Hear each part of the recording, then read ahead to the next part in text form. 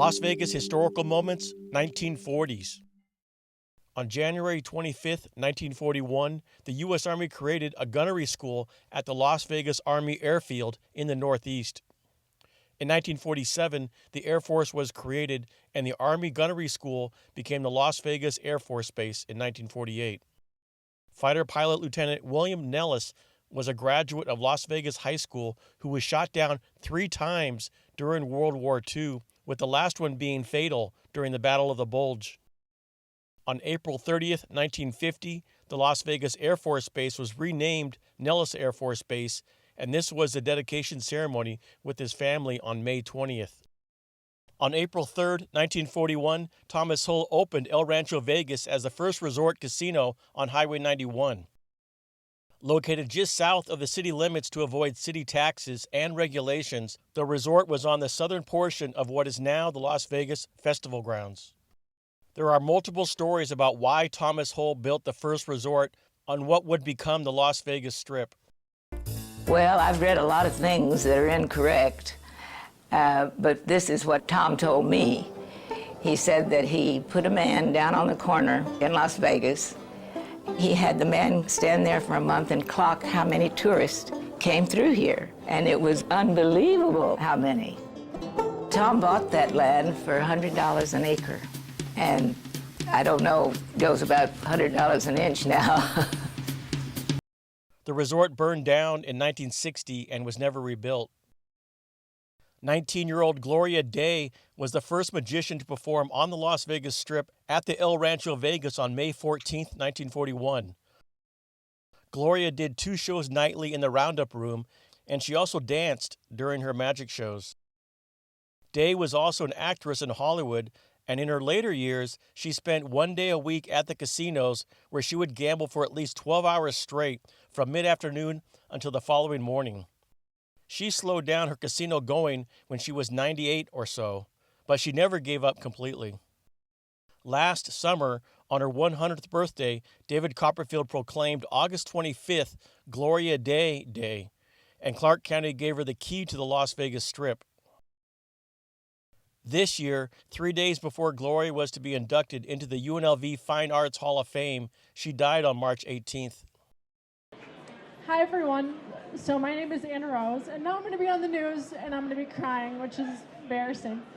So I found Gloria after finding a skirt of hers in a thrift shop 2.5 years ago, and I tracked her down and no one knew who this woman was or what she did. And it feels very full circle to me that I can be here standing up with the person that everyone looks up to in magic and be able to honor her where everyone knows who she is.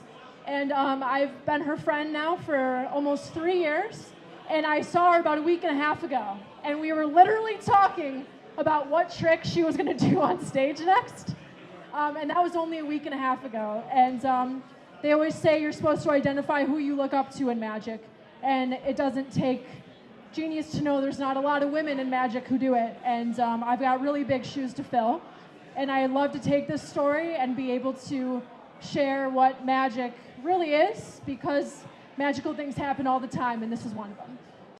In 1930, KGIX was the first radio station, but the first successful radio station was Keno in 1941, started by Laura and Maxwell Kelch, and it was located at the El Rancho Vegas. Laura hosted the first radio show called Listen Ladies, which provided household advice to women. Her support for the arts laid the foundation for many of the cultural amenities that Southern Nevadans enjoy today.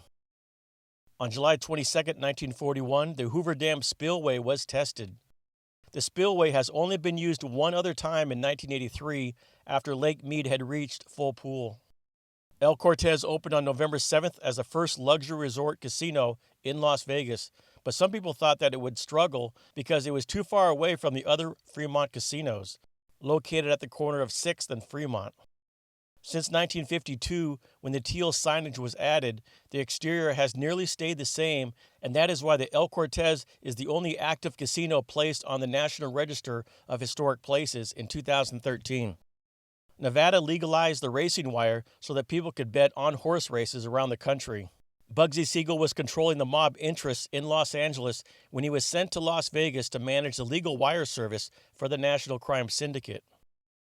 Also in 1941, the basic magnesium plant opened south of Las Vegas.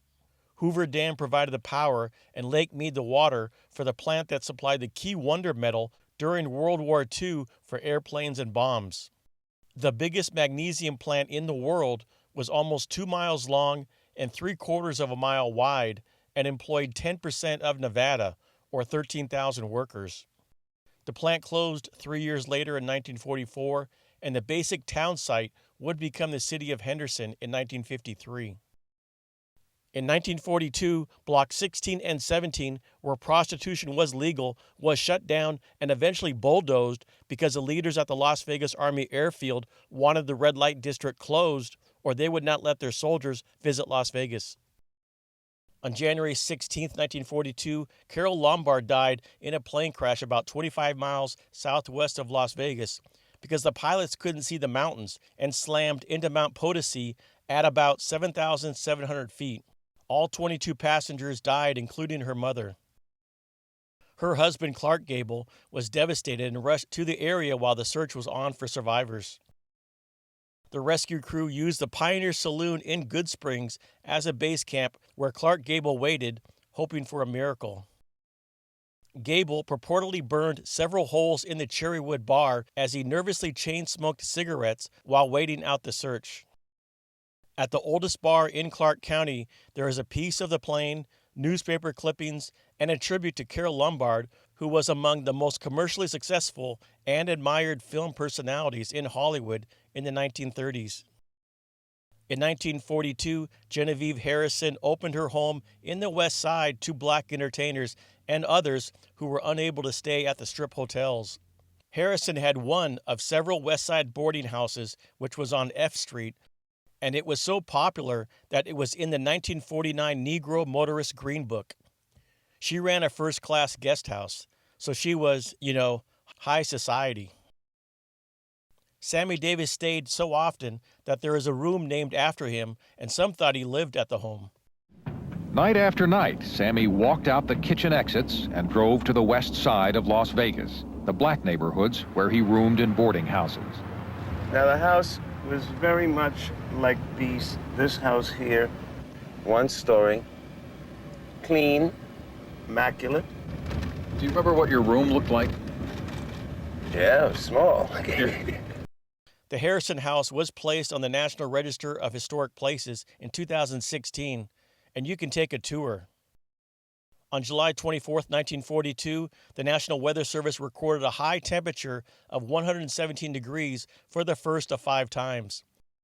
Charles Pop Squires, who was the longest-serving volunteer weather observer, did record a temperature of 118 degrees on July 26, 1931, but the National Weather Service does not recognize any records before 1937.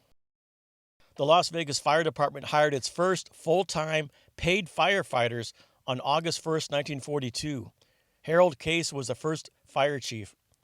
Before 1942, they were volunteers or paid a stipend. The Last Frontier opened on October 30, 1942, and the Little Church of the West was part of the second resort on Highway 91. The first wedding chapel on the Strip hosted its first wedding on May 22, 1943. Captain George Calvert of the 4th Armored Division of the U.S. Army and Miss Helen Gates of Hollywood, California, came to Las Vegas for a wedding.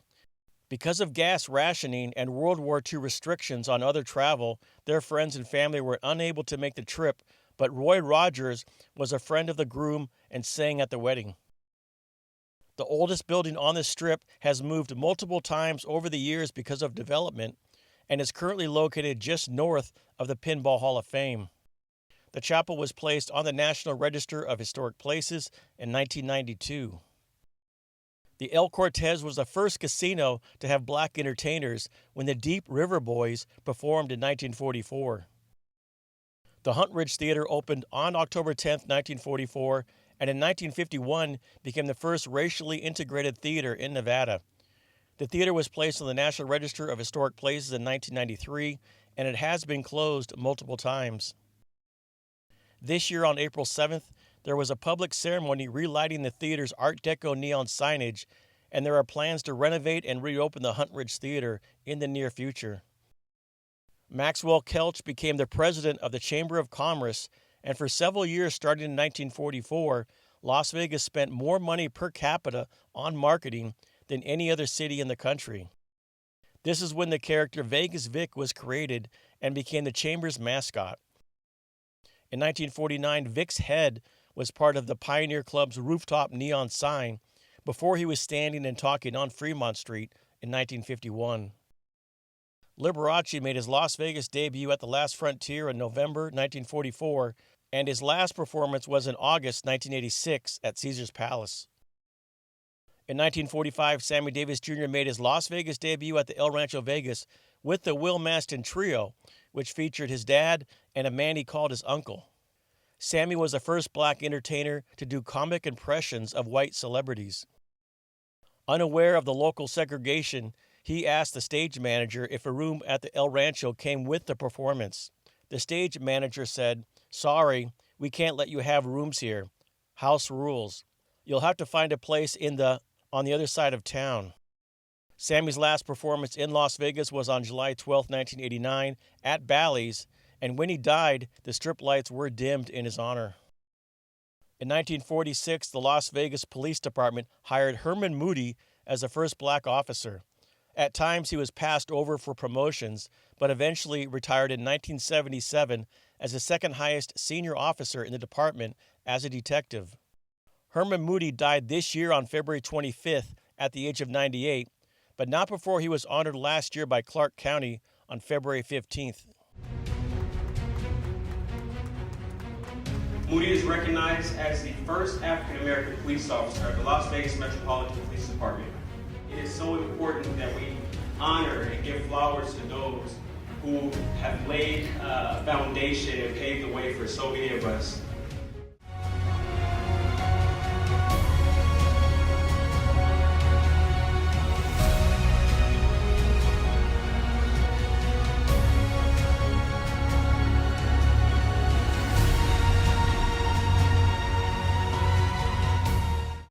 Cashman Field opened as Elk Stadium in 1946 and is still in operation today. Also in 1946, the state created the first state gaming license and tax. Before, cities or counties collected the gaming tax, and the gaming license came from the county. On December 26, 1946, the Flamingo opened as the first luxury resort on the Strip. Billy Wilkerson started construction, but ran out of money because he was addicted to gambling, so the mob completed construction with Bugsy Siegel, eventually forcing Wilkerson out of the resort by the time it was completed. The Flamingo hotel rooms did not open until March 1, 1947, when Lena Horne started a 2-week engagement, and she became the first colored person to stay at a Strip resort, but was still not allowed to visit the casino. The Strip would not be formally desegregated until 1960, and in reality, not fully desegregated until the 1970s when black people were allowed to apply for any job. Bugsy Siegel was murdered in Beverly Hills, California on June 20, 1947, and many believe Siegel was killed by the mob because of his poor management building and operating the Flamingo on behalf of the mob. The murder case is still open, and historians don't have access to the investigative files at the Beverly Hills Police Department. If the killer was 25 at the time, they would be about 100 years old now. Bugsy was not responsible for the idea of the Strip or even the Flamingo, but in 1999, a panel of gaming experts considered his murder to be one of the most important events in U.S. gaming history because it did more to attract tourists to Las Vegas than anything else to that point, and Bugsy is the only person on this list. Bugsy was singularly unsuccessful until he died. And I think people came to Las Vegas to see what this guy created, what had gotten him in so much trouble that his business associates had eliminated him. On July 26, 1947, the Flamingo is the first casino to offer free flights from L.A. to Las Vegas. Also in 1947, the Hoover Dam name was formally adopted by the U.S. Congress. Before, some people were still calling it Boulder Dam. Clark County bought Alamo Field from George Crockett in 1948 for $125,000, plus Crockett got a free 30-year lease to continue his aviator business. Clark County spent $1.5 million to upgrade Alamo Field and renamed it McCarran Field. Western, TWA, and United were the first three airlines at what is now called Harry Reid International Airport. In 1949, the Desert Sea News Bureau was founded by the Chamber of Commerce. The Bureau would take photos and send them to newspapers and magazines around the world to promote Las Vegas. In 1992, the Las Vegas Convention and Visitors Authority took over the Las Vegas News Bureau and now has more than 7 million photographs. The Nevada Biltmore opened in 1942 at the corner of North Main Street and Bonanza, just east of the West Side. The Biltmore was struggling, so in 1949 the owners decided to become an all-black resort in order to attract the locals down the street. That day, Las Vegas Mayor Ernie Cragen called a special meeting where the city revoked their liquor and gaming license. The mayor thought that the resort was too close to downtown to be catering to African Americans. The NAACP and West Side residents protested, but to no avail. The ill-fated operation of the Nevada Biltmore Hotel as a colored resort for the past 5 weeks ended abruptly. In 1925, there were about 50 black people in Las Vegas, mostly living in Block 17, and there were few racial tensions because of the small population. In 1950, there were 5,000 African Americans, and they nearly all lived in the West Side, which still didn't have paved roads and some basic utilities.